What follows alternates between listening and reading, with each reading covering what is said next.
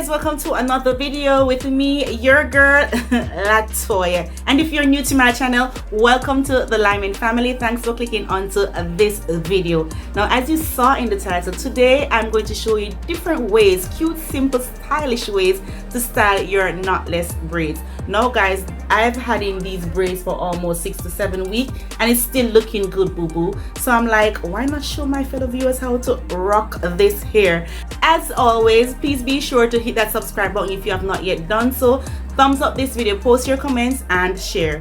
Now without further ado, let's get styling.